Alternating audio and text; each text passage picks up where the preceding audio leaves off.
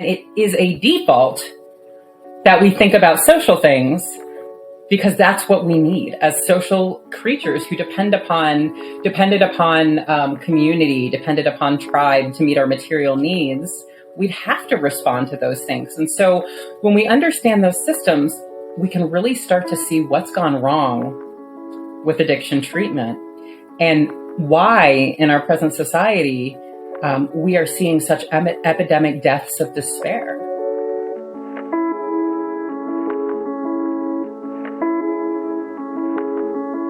Welcome to the Sandstone Professionals Podcast, where we help professionals achieve long-term successful outcomes for their clients.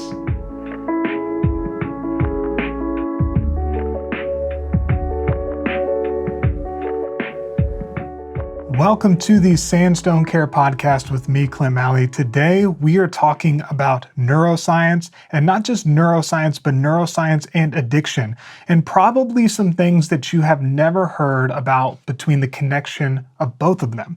So today we're talking to Dr. Rachel Worzman, and she's a neuroscientist and the co-founder and director of science for an innovative organization called Seek Healing. Her neuroscience and neuroethics research focuses on psychosocial spectrums of addiction, the neuroscience of social health, and ways that you can use emerging neurotechnology to promote human flourishing. A lot of words I have never put together in a sentence. Dr. Rachel Worzman, thank you so much for joining us on the podcast today. Thank you for having me, Clint. So you did a TED Talk a little while ago, and I just kind of want to set the stage. And when you talked about neuroscience and addiction and the connection between the two, it was because it was pretty personal to you. So can you kind of give us some background about, why was this research about addiction and unconscious and subconscious, like our involuntary and voluntary things that we do, why was that something that was personally important for you? There are a number of different ways, but what I talk about in the TED Talk is that growing up with Tourette syndrome, I think I always pondered and considered the ways that my involuntary movements were different from other types of voluntary or involuntary behaviors. And what was it that, when there's a feeling of agency over your movements, which to a certain extent there is, but to a certain extent with Tourette's, there's not. And so, metaphorically in my head, it connected. But there's also personal connections with this as well. So, part of my own neurology is having some disinhibited appetitive behaviors where that's shown up for me more than anything else is with food and noticing other sort of spectrums of addictions throughout my life, really. When I got asked to give some input for the Seek Healing project, when my co-founder Jennifer Nicolaisen was just starting with it, it was just a very natural fit. I had some things that I wanted to say, and I had some advice for her in terms of how to frame what she was saying to various stakeholders, and together over the course of our conversations, we built a program that's really doing something completely new. Yeah, so let's dive in. Let's talk about these new things because it's really interesting. And there's this age-old topic of, is addiction a disease? Is it a matter of free will? Do we have voluntary control over it, or is there some part that's involuntary? And so, I kind of want to pose that question to you because I think you're going to have a different type of answer than, our listeners or people might have been used to. So, do addicts have free will? Oh boy. So I'm also a neuroethicist. So part of that is neurophilosophy. So answering this question just gets into a big, deep hole, right? But what is free will? And I think that a more useful concept when we're talking about systems in the brain that are responsible for addiction, a more useful concept is actually free won't than free will. Yes, I would say we have free will as addicts, but maybe not so much free won't. So what that means is that in the ways that we usually think about free will being able to choose, there are things, most things in my life I am able to choose. We are able to choose, right? But there are going to be some things, some stimuli that our brains respond to in ways that we're not able to disinhibit it. So it's interesting. The basal ganglia, I talk about it in the TED Talk. It's on autopilot, and what we like to think of as pressing the gas, right? I would think of the free will as pressing the gas.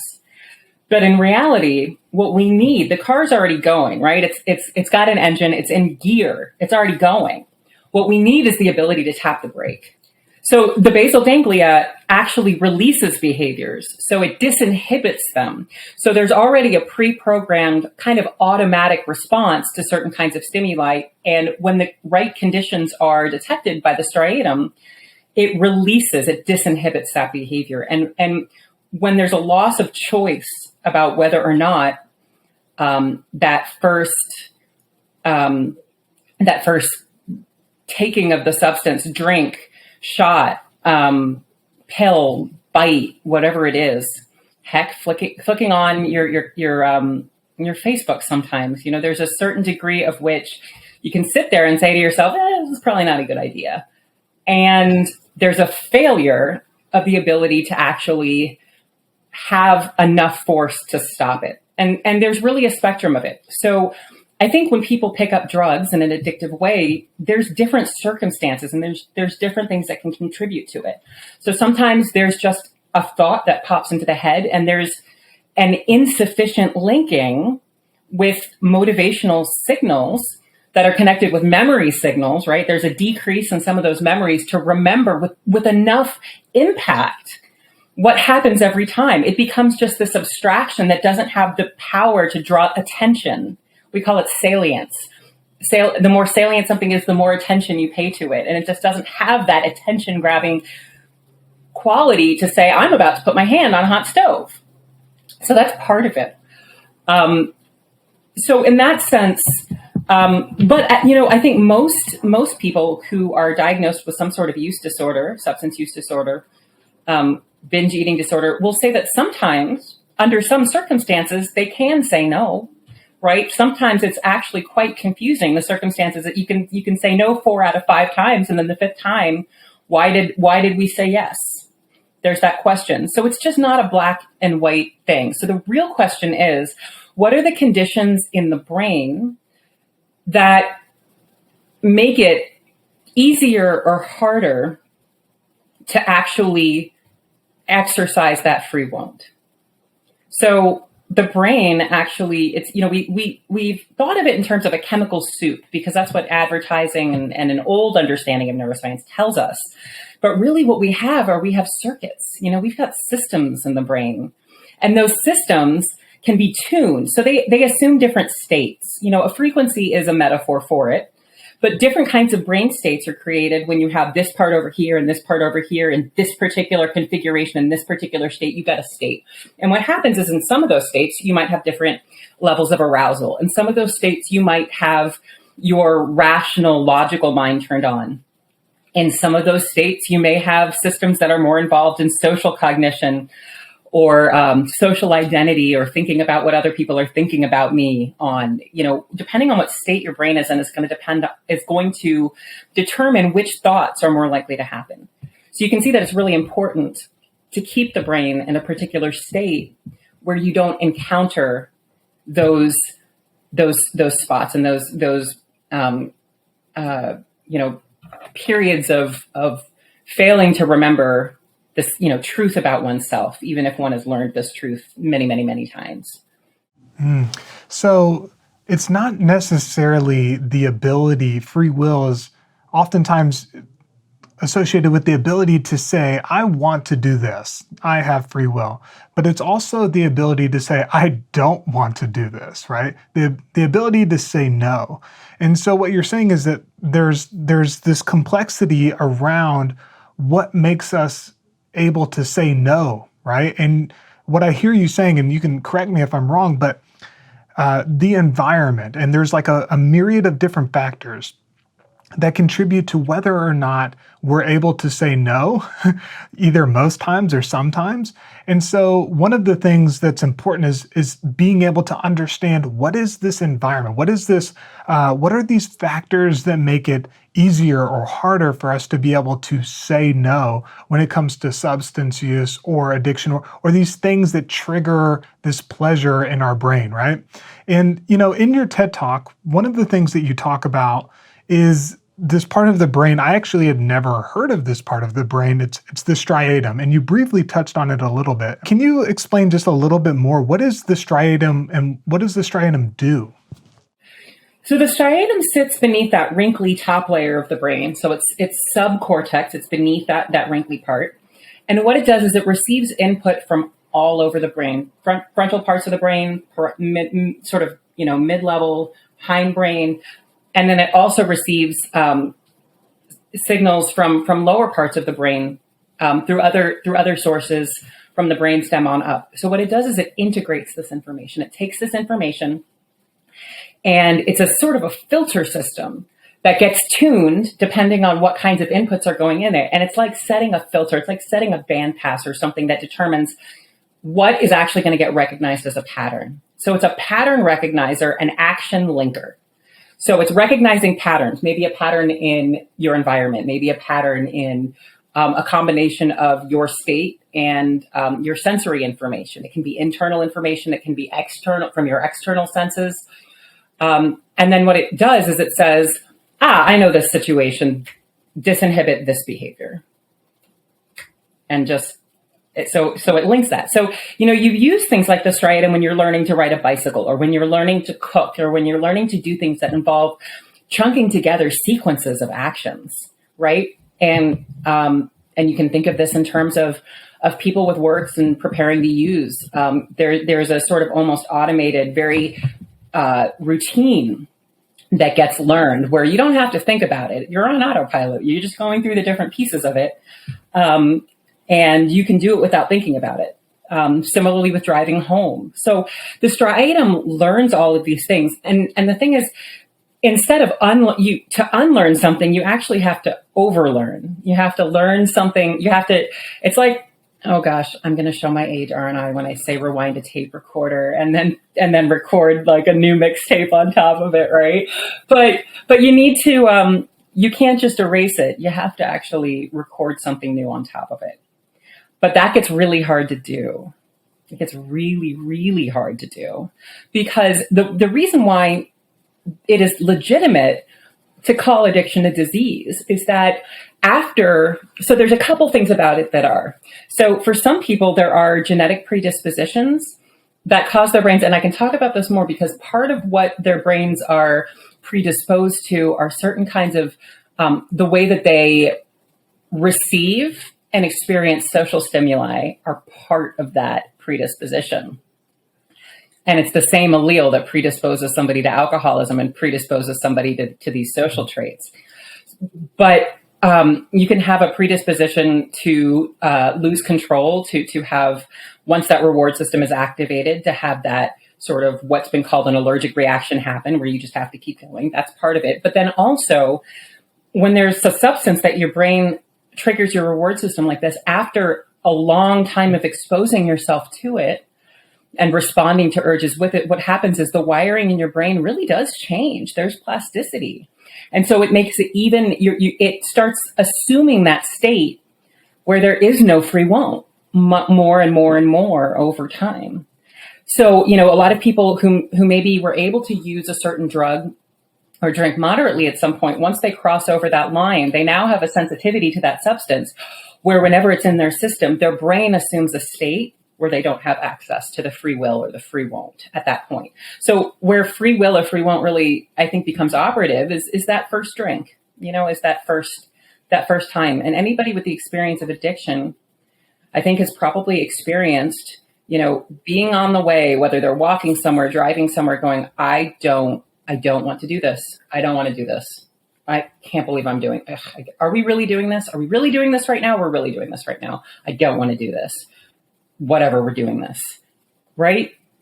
And There can be even some significant emotionality, like crying, like I really don't want to be doing this, but it feels like some force is driving your body. And that's a lack of free will.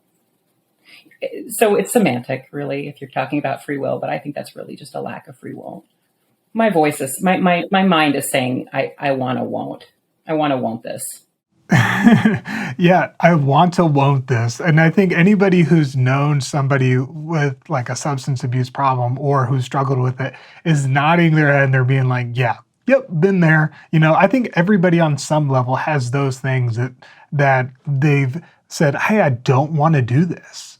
Right. And yet they find themselves doing it anyways. And so I think the more we can really align ourselves with, yeah, that is like a common practice, the more we can also have sympathy and empathy for somebody who's, struggling with this, right?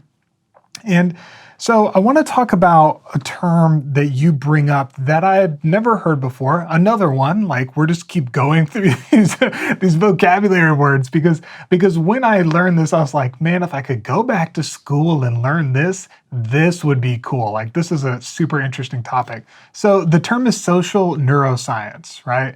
So this is like a field that's kind of emerging and that a lot of people don't know about, but it's something that you found yourself studying more and more. So can you tell us a little bit about, what is social neuroscience and, how is this connected with someone who's struggling with addiction or a family member or a loved one who's connected with somebody struggling with addiction?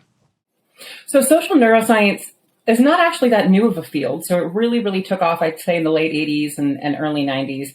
A couple of different neuroscientists, Dr. Cacioppo, John and Stephanie Cacioppo at the University of Chicago, I believe, and at the University of UCLA, there was Dr. Matt Lieberman and Dr. Naomi Eisenberger, and many, many others. And what they were doing was studying what is the brain activity, what's going on in the brain, either in conditions of loneliness or when we're relating to others. So a lot of the way that we actually work with logic, with other things, there's sort of the logical reasoning parts of our brain. And then there's another actual mode that our brains use to make sense of information and determine what responses they're going to be. And those things are actually driven by social factors, by our social identity. And there are slightly different brain circuits that are involved in these different types of cognition, these different types of thinking, social thinkingness. But one area where the two overlap, where social functions overlap with other functions, is in the reward system. So because it is so important that our drive to affiliate, our drive to have relationships with other people is a matter of survival. It really is. We are actually programmed to experience pain. And it's the same parts of the brain that are responsible for the emotional part of physical pain, right? You stub your toe, ow, right? Anybody ever felt rage when you stub your toe? You want to punch a wall? That's the affective component. That's that emotional component of pain. Or if you've been in long chronic pain and maybe learned that you can meditate and distance yourself from the pain, it turns out that what's most disruptive of the pain is the part where you can't stand it. But actually, it turns out there's a part of the brain that's responsible in pain systems for how much you care about that pain. And actually, it's really interesting because Tylenol actually decreases the amount that you care about pain that's already there. So sometimes you can have things that sting, or that you can have cuts or things. And not only doesn't it feel bad, but maybe there's even a part of it that feels good, or I've got some pain that's going on and I'm not bothered by it. It doesn't really bother me. And those pain systems were designed to become activated when we are isolated, what those systems are very sensitive to is rejection or threat of rejection. So the sensitivity to exclusion. And so what Dr. Lieberman and Dr. Cacioppo and others did experiments to show was that these pain systems really overlap. And it turns out that there are some default states in the brain, right? So when we're not thinking about, you asked me when we were checking our mics, right? What did you have for breakfast? So that involves me accessing my memory, imagining what I had for breakfast in order to answer that. Or you might have said, you asked me, how many how many emails did you respond to in the last week that weren't mine, right? Something like that. With a sense of humor about that. So that involves me using some numerical cognition and some memory systems. But when I stopped doing that, if I were doing that in a scanner and I stopped doing that and all of a sudden I'm just doing quote unquote nothing, there's a default network. It's called the default mode network that turns on in the brain. And Dr. Lieberman tells a great story about this in his book Social, but he talks about how, initially he thought that we're thinking about, when we're not doing anything else, our brains think about social things, right? Anybody who has tried to meditate, what's popping into your head? What so-and-so said to you? What they think of me. I'm worried about this thing where I've got to be speaking in front of people later, right? Our thoughts, our default thoughts, most of us, right? Most of us who are, I'm not neurotypical, but reasonably neurotypical in certain parts of the spectrums, are thinking about social information. And so at first it was like, oh, okay, when we're on default, we're just really interested in social things. So that's why we're thinking about social things. But it actually turns out it's more likely that those are the systems that our brain uses for social cognition. And it is a default that we think about social things because that's what we need as social creatures who depended upon community, depended upon tribe to meet our material needs. We'd have to respond to those things. And so when we understand those systems, we can really start to see what's gone wrong with addiction treatment and why in our present society we are seeing such epidemic deaths of despair. Mm. Yeah, so let's dive into that a little bit. What's wrong with, from the viewpoint of social neuroscience, what's wrong with the way that we tend to view addiction treatment? Like, what's missing from this type of treatment that neuroscience can kind of help us to understand? Okay, so this leads back to your question about what's a disease. So talk to 10 out of 10 clinicians and they'll tell you that addiction is a biopsychosocial disease. But what does that really mean? It means that there's biological factors, there's psychological factors, and there's social factors. And when we're treating it, we've got really great biological treatments, right? We've got medication-assisted treatments and medications that interfere with cravings or withdrawals. We've got medication for comorbid kinds of diagnoses and anxiety and other things like that.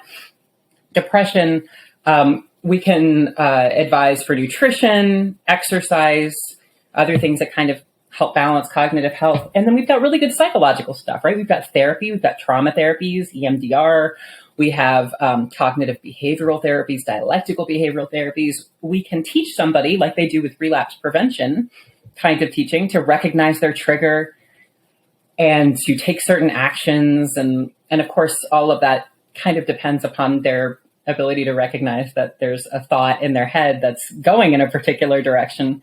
But we've got these psychological things. But when we think about the social, we seem to sort of give lip service to it, right?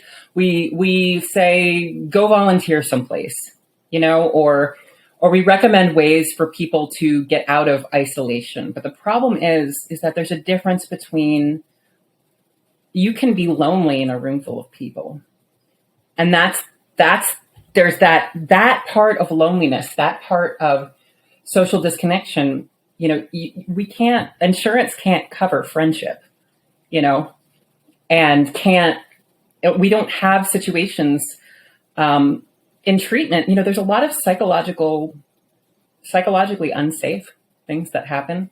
And it's a really controversial thing to say, but I know a great many people who say that their treatment episodes were some of the most dehumanizing experiences they've ever had. That they felt treated like objects, like not full people. And the more time, I think they become less sensitive to that, the more time they're there. But there's something about, you are wrong, you are broken, I am the doctor, I am treating you.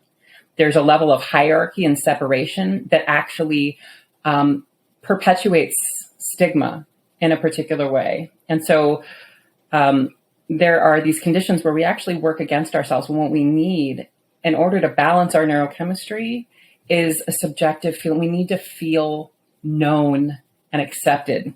We need to feel connected, because otherwise what's happening is our social pain system alarms are still going off. And what they're doing is they're creating a condition that hypersensitizes the reward system. So when we don't have enough social connection, what happens is it's almost like a hunger. That striatum, the ventral striatum, the part of the striatum where it receives these inputs from motivating areas, and it's got the dopamine and the opioid receptors and all of these things.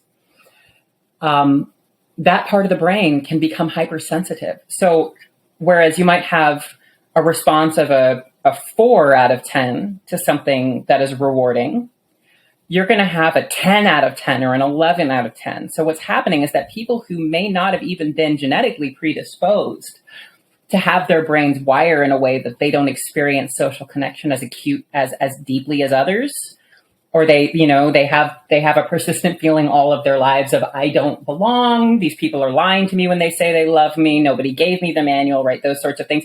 More and more people's brains are starting to become wired in this social disconnection, where those kinds of experiences and social anxieties are becoming much, much more common. And the flip side to that is the reward systems are much more sensitive. So we're going to become compulsive way easier. Wow. So there is so much that I'm interested in kind of talking about with this, because I think it's a unique thing that we don't talk about very much within the industry, but it's something that I think is prevalent not just within addiction treatment, but within humans in general, right? So what I'm hearing you say, and tell me if I'm summarizing this correctly, is when we do not have social connection, that we are more sensitive to these addiction-like triggers that we might be able to otherwise not pay mind to. But when there is this social isolation, when there is this lack of human connection, when we do not feel like we are understood, that we are then triggered on a higher degree. Is that right? Yeah, that's it. That's really it. And it's not an either or thing, right? Biopsycho and social. So you imagine these as 3 different levers on a soundboard. You can tune the system by tuning any of these levers, but because they're all connected, right? The biological stuff is going to determine how sensitive we are to social stuff. And the social stuff is going to determine, what our psychological predisposition, those experiences are going to determine what our psychological predisposition is to recognizing threats or negative thinking or things like that, right? They all interact. So what's happening is that we're treating the biology, we're treating the psychology, and the social neuroscience, the social brain aspects, being unaddressed is acting like a dead weight to the system. You can't shift the state unless you intervene in all of these 3. So we can practice doing a behavior, that's a more positive behavior than picking up a drug all we want. But if the conditions in our brain are not sufficient for us to be able to rewire that pattern, then what our experience is that we're craving and resisting a craving one day at a time for the rest of our lives, which doesn't have to be recovery. It doesn't have to be it's a lot of people's experience of recovery, but it doesn't have to be. There are other methods and techniques where people can feel freedom from cravings, where they're not actually thinking about using every days. And there's maybe things we can look at in those, I call them technologies, even though they're methods, and ask ourselves, why do those things work? And what are they doing to the brain? Yeah, let's talk about, what are these technologies? What are these methods, right? So we're saying, okay, we know that the psycho part, the biological part, a lot of treatment industries are addressing that, but the social part is not being addressed as much. I'm thinking about stuff like group therapy. I'm thinking about traditional things like AA, where people are trying to connect in a group over a common problem and feel understood, feel heard, that kind of thing, right? But how do we go further? How do we go deeper? How do we actually really feel connected to this point to where we feel like we're understood? So I think I heard two questions in that. How do we connect deeply and make sure that we're understood? And I'm not sure that this is necessarily the entire really purpose of 12-step programs. So 12-step programs, yes, they do provide social interaction and they can provide social connection in the best cases of scenarios. But every meeting's different. Every fellowship is a little different. And there are some where people have more of the experience of being judged or stigmatized or any number of other experiences. And in any event, it was never meant to be the fellowships themselves that kept people sober. It was meant to be the steps, right? And what do the steps do? They remove the blockages between you and other people. They alleviate the guilt and the shame by recognizing the truth of the dynamics between you and others and making things right. So they remove the blockages. But then beyond that, there's also the question of how do we socially connect? And in 12-step programs, as well as everywhere else in our culture and society, we tend to show care by giving advice. Somebody comes to us, they have a problem. We want to give them advice. Maybe in more covert ways, maybe in more overt ways. Well, here's how I handled it, blah, blah, blah, blah, blah. But we really know that what we're saying is you should do what I did under those circumstances, right? If you want what I have.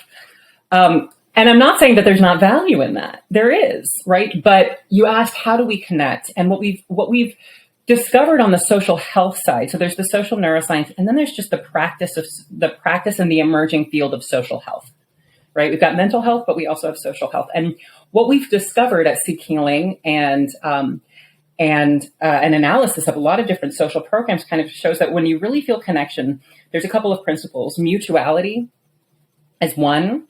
There can't really be a helper and a helped. There can't be that love, that distinction, because that creates a power structure, that creates a hierarchy. Somebody's power over, somebody's power under. While you can feel understood and connected to your therapist, there's a level at which it's not mutual. So non-hierarchy actually is very much a part of this. And there's other things, non-judgment, which is easy to say, not easy to do, but there are ways of communicating. There are ways actually of communicating. We're not taught to own and inhabit our own experience. And we're not taught to connect by inhabiting our experience and expressing it. And then we're not taught how to receive somebody else's experience in a way where we're not trying to problem solve, where we're just trying to say, okay, to really be able to feel into why another person sees the world the way that they do or experiences the world the way that they do. And so Seek Healing has developed some communication practices and some tools that we teach and that we utilize in all of our programming that give people a true sense of belonging, a true sense of not just being seen and known on those levels, but that, oh my gosh, other people really, really experience all of these things too.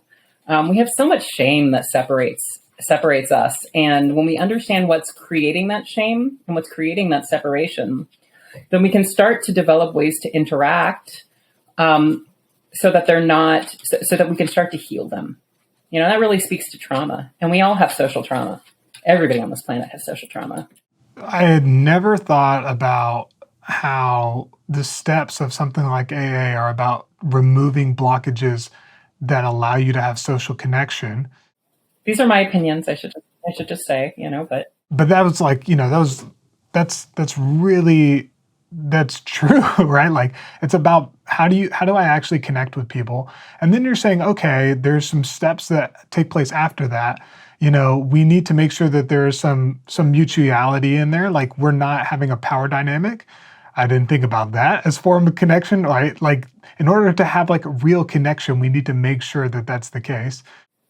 And you can be a sponsor that connects with your sponsee, but you can also have good sponsors that don't connect authentically in that way. If they're teaching them sort of the method, of how to get honest and how to detect what stories we're telling about a situation, right? Which is a lot of what honesty is for us. And so the steps at the end after the making amends, right? Even those are continuing to look at what are the things in my thoughts and my motives that are keeping me separated from other people, ultimately. And, Carl Jung talked about this. There was a letter between Bill Wilson and Carl Jung, and I'm going to misquote it because I don't have it in front of me, but Carl Jung said something like, if people don't have the protective something of either some sort of spiritual belief system or social community or connection, and there was a recognition that those things kind of serve the same function. And actually, when you look at it, what is a spiritual awakening but a freedom to connect deeply with others and pass it on? That's a part of a spiritual awakening, is a desire to connect with others and to give to others and to be of service to others. So they serve each other. And I think that connecting socially deeply can be a spiritual experience in and of itself. Yeah. And so you talked about at Seek Healing, you guys have come up with like some ways in which you help to promote these forms of connection. Can you just share with our listeners, like a couple of ways that you would teach this or practice this? Yeah. And anybody who wants to check this out can go to our website, seekhealing.org, and sign up for listening training. We have them in person, but we also have a 6-week version that we do virtually that people find pretty powerful too, where you can really delve into the method. But it starts with listening to what's happening inside of yourself. It starts with actually being tuned into what your own experience, because we have a lot of stories that we tell about what things mean that we're perceiving. But the first step is to really get inside your body and say, I'm feeling a tightness in my chest. I'm feeling butterflies in my stomach. There's something that feels uncomfortable in there, right? And being able to just name what's happening in your body. That is naming your experience. So hearing you say that, I'm feeling a little tightness. I'm feeling a little constriction. I'm noticing that my breath is coming faster. Maybe I'm getting a little whatever it is, I'm feeling some sort of anger. That's totally different than saying, wow, I'm feeling pretty pissed off hearing that. Similar, but not quite the same, right? So the first is knowing what's happening inside of you, and then noticing in other people. Yeah, I'm noticing, when I'm talking to you, I noticed that you pulled your body back like this. And then the big thing is curiosity. So noticing and curious, and then reflecting without offering advice, just getting curious. Oh, I noticed that, you seemed to pull back when I said that. Like, what was happening in your body? When you did that.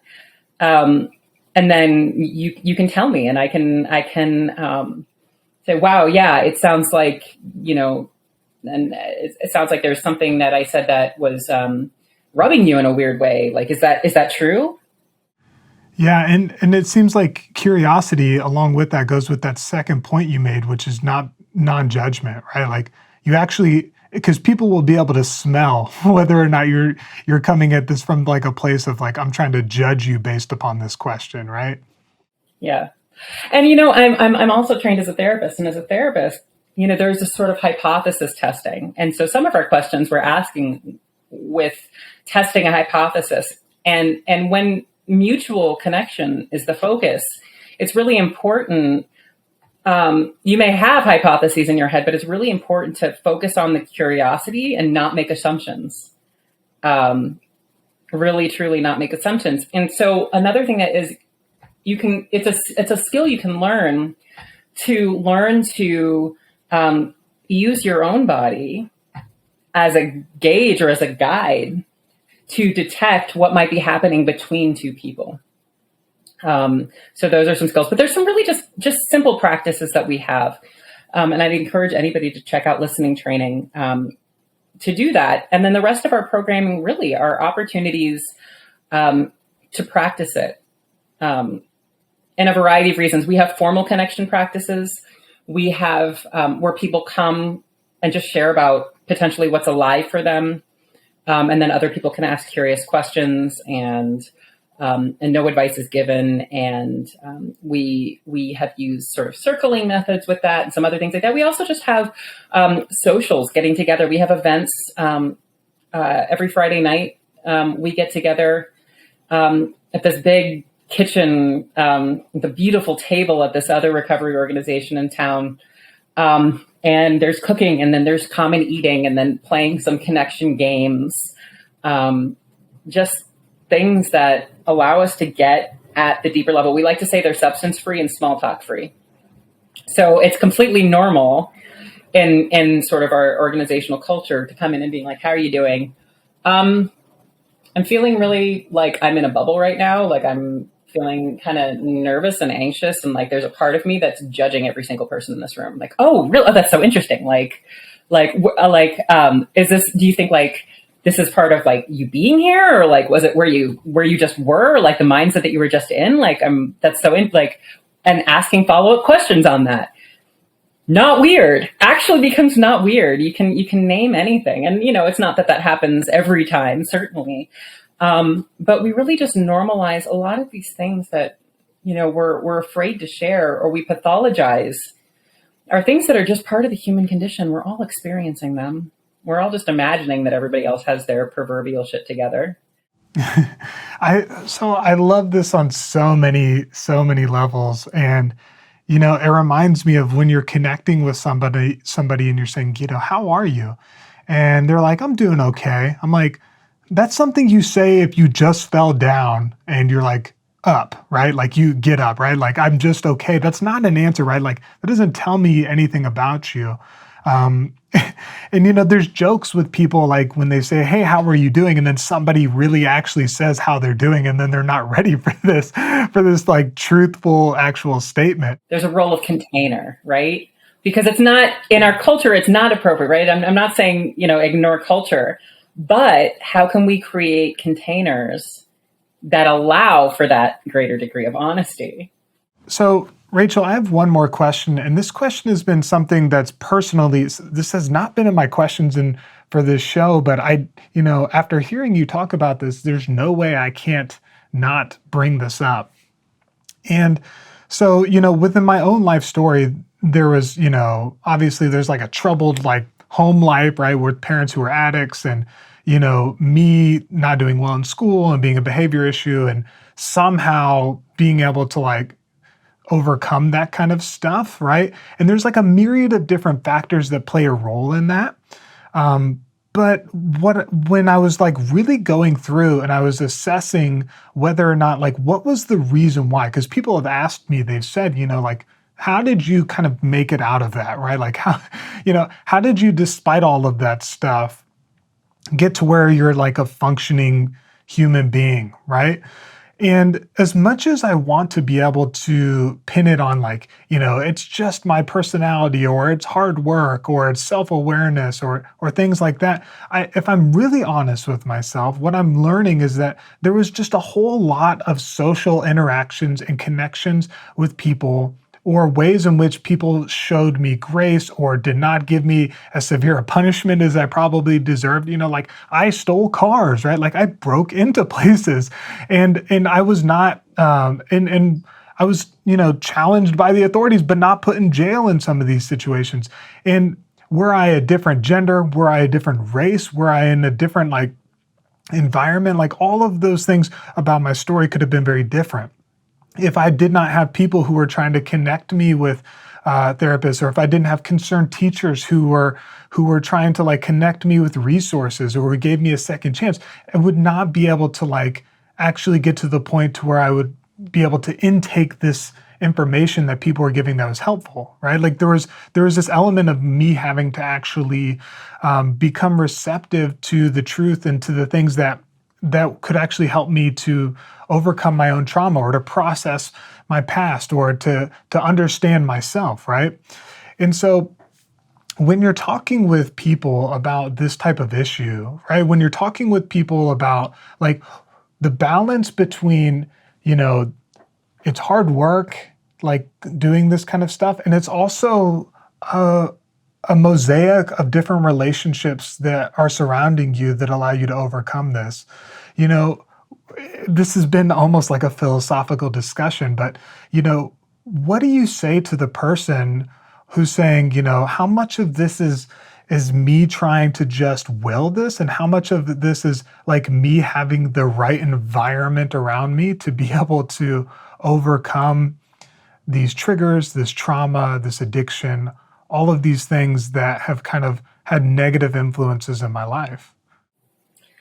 Yeah, I don't know about you, but I've never had much success trying to fix myself or change myself by setting a willful intention and then working on myself in that way. Like the more I focus on that, it you could say my mind has never been very good at fixing my mind. But it sounds like, what I'm hearing is that you made these connections, and that what's been occurring to you in your head, as we're having this conversation, is that these connections, the ways that people treated you, really seem to have a really big influence on maybe even making the space for the person that you are today. And you're wondering, how much are those relationships and are those connections? How powerful is that relative to these other things you can do to change yourself? Is that what you were kind of asking? Absolutely. Because if I'm thinking about, like, we live in the information age, right? Like, we have access to so much knowledge and data and stuff. And so the steps of how to do something is not like secret anymore. Like, you can find it if you search for it, right? But that's often not enough for us to be able to rise out of our circumstances. There's like this other stuff, right? Yeah, I can't do those 7 habits of highly successful people just because I read it in a book. I wish I could. I'm just not that person, right? But what I can do is I can orient towards other people in ways that create connection, right? In recovery parts of the world, of one's world, it can be, being of service. I learned how to love myself when I really learned how to love other people, is really the truth. And I learned to love other people when I learned to see them in ways as they're just like me, and to get out of myself and to get out of my judgment and just show up with love. And I'm able to experience that. I'm able to have that when people model that on me. I'm able to then bring it into relationships with other people. And so that first experience of being somewhere and being seen and not being judged and having your full humanity, it's powerful. And it creates a whole, even thinking about it, I'm getting a rush of hormones and neurochemical reactions in my own body that I can feel as chills going down my arms and into my chest, of what it feels like to really be heard and accepted exactly as you are. Like you don't need to change. When somebody comes to somebody else and, hears about where their life is, and like, a frequent response that I have these days is like, wow, what a fascinating, amazing, intense ride you're on. Like you are getting to experience some real extremes of human possibility. And that's so cool. That's so neat, that you get this experience of contrast.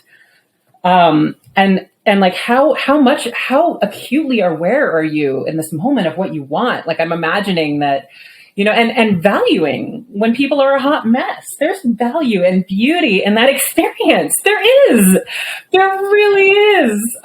There really is. And not seeking to change it, even just being like, dude, you're on the intense path. Cool. And then it's just a matter of like, all right, what would you like to experience? What would you like to experience? And when you can start, for me, it's like when you can start by saying it's okay that I'm here. Not just it's okay that I'm here, but like, okay, there's value in this. And I think in recovery groups, it's like my experience will help others. And that gives us that sense of value. That gives us that sense of, you know what, I am going through it right now. And boy, do I wish I wasn't, or I've done some terrible things. But I'm going to be able to connect now with somebody else who's experienced this level of shadow that I've been living in as well. And so once we have the experience of belonging, I think that everything else is okay. I had a person who went to the hospital really for something minor, and she was in a behavioral health ward. And I kid you not, they were referring to the people who have been at this facility before as repeat offenders. Like people who've made a second suicide attempt or rehab for a second time, repeat offender, right? And maybe it was joking and maybe it wasn't, but it really reveals a mindset of they're here so we can change them.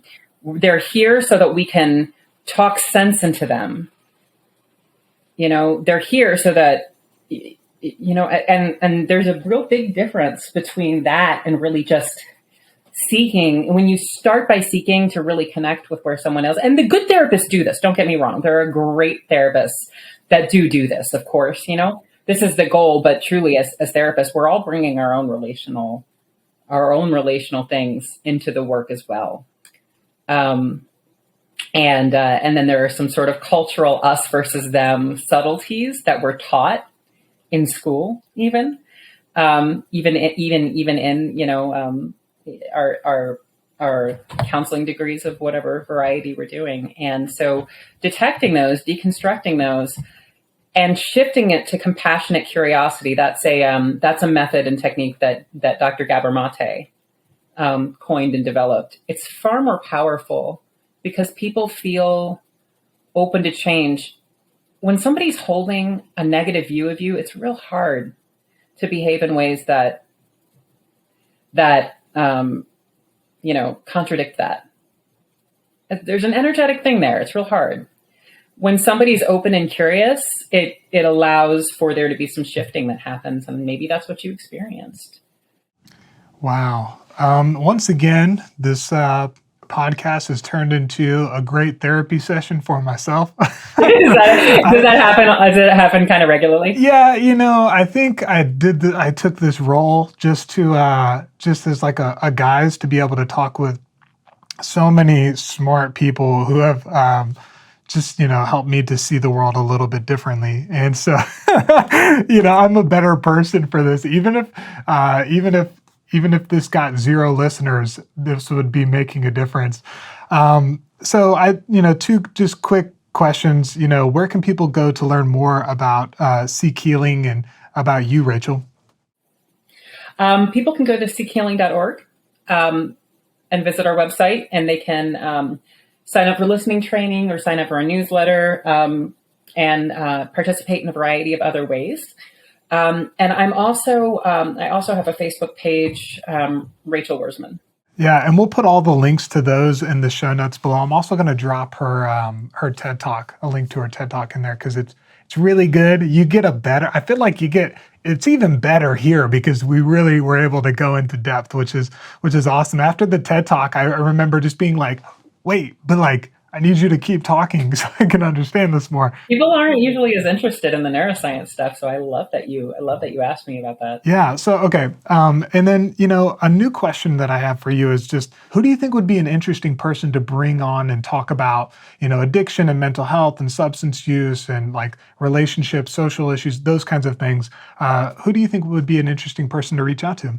The first person that comes to mind is my co-founder, Jennifer Nicolais, and she's got kind of her own perspective, and she's the one who's developed a lot of these tools, and this is really her mission on this earth. I've had some beautiful conversations with Johan Hari, with Gabor Mate. There's so many people who are involved in harm reduction that have got some really interesting, beautiful perspectives on these issues from the sense of when you interact with people without judgment and kind of recognizing their humanity and their right to survive, and you have a really, truly human interaction, it can reawaken a desire to have a life that's a little bit different.